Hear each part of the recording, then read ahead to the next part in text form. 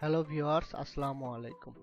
Academy 24 এর পক্ষ থেকে সকলকে শুভেচ্ছা স্বাগতম। আশা করি সকলেই ভালো আছেন। একাডেমি 24 এ এমএস ওয়ার্ড সিরিজের আজকে পার্ট 8। আজকে এমএস ওয়ার্ড থেকে আমরা আলোচনা করব ইনসার্টের পিকচার বিষয়ে।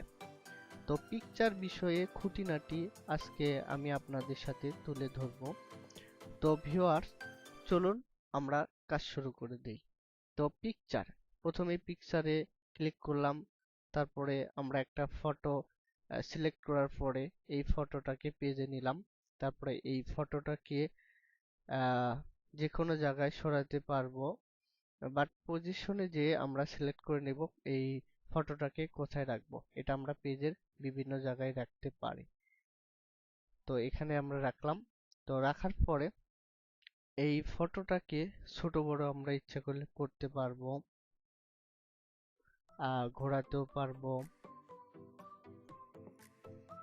তো ভিউয়ার্স, এটা প্রয়োজন এখানে পড়বে না, বাট বিভিন্ন প্রজেক্ট বা বিভিন্ন ডকুমেন্ট তৈরিতে বিভিন্ন স্টাইল লাগে, ছোট বড় করার প্রয়োজন পড়ে। তো প্রথমে এই পিকচারে রয়েছে ব্রাইটনেস। দেখুন ভিউয়ার্স, ব্রাইটনেস গুলো কিভাবে চেঞ্জ হচ্ছে। তারপরে সেম কাজ এরকম, তারপরে রিকালার, পুনরায় কালার করার জন্য এটা। তাছাড়া চেঞ্জ পিকচার এরকম। আর রেস্টার্ট পিকচার মানে এটা যদি আপনারা নিয়ে যেতে চান এরকম পূর্বের অবস্থানে, আগে যেরকম ছিল এরকম। তারপরে আছে পিকচার স্টাইল। তো এখানে দেখুন ভিউয়ার্স, চেঞ্জটা দেখুন পিকচারের ওখানে কিরকম হচ্ছে। এরকম বিভিন্ন জায়গায় এরকম ভাবে চেঞ্জ করতে পারবেন। তারপরে পিকচার শেপ। এই শেপের কাজ হচ্ছে বিভিন্ন পিকচারকে আপনারা শেপে বন্দি করতে পারবেন। যেমন এই শেপটা যদি নেই, দেখুন ভিউয়ার্স, এই যে দুই কর্নার গোল হয়ে গেছে আর দুই কর্নার পূর্বের মতোই রয়েছে। তো এটাকে আবার বর্ডার দিতে পারবেন, বিভিন্ন কালারের বর্ডার। যেমন আমি এখানে একটা বর্ডার কালার দিয়ে নিলাম। তারপরে রয়েছে পিকচার ইফেক্ট। এখানে বিভিন্ন ধরনের ইফেক্ট রয়েছে, তো আপনাদের প্রয়োজন অনুসারে এই ইফেক্ট গুলো নিতে পারবেন। তো যেমন এটা আমি নিলাম এরকম। আর এখানে যে বিষয়টি সেটি হচ্ছে যে ভিউয়ার্স, সবচেয়ে গুরুত্বপূর্ণ টেক্সট ওয়ার্পিং। এটা অনেক কাজে লাগে।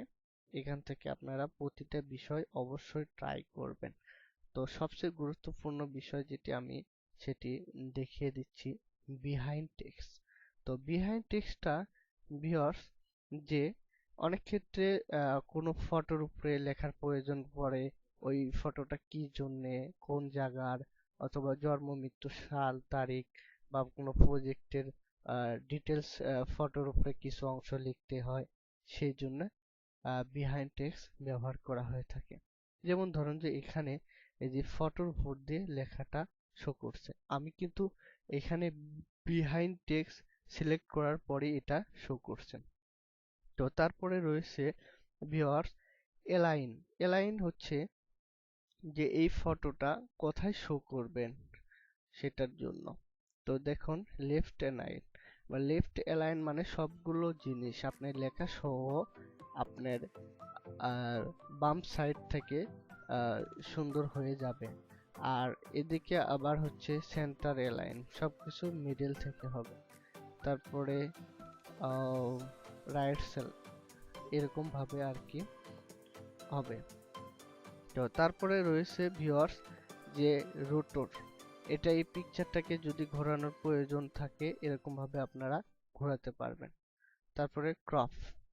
ক্রপটা হচ্ছে ভিউয়ার্স যে এই ফটোটাকে একবারই আপনার কাটতে হবে। যেমন অনেক ক্ষেত্রে যে এতটুকু অংশ বাদ দিতে হবে, এটা কিন্তু একবারই কেটে গেছে।